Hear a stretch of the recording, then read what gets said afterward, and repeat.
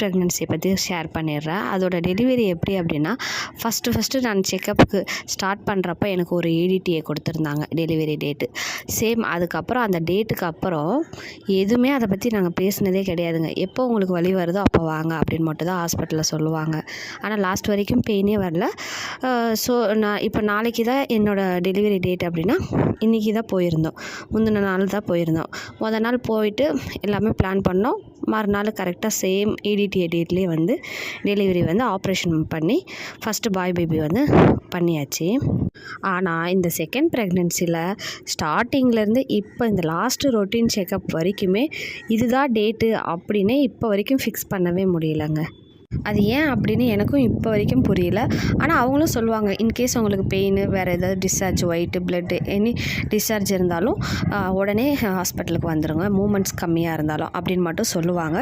இருந்தாலும் delivery date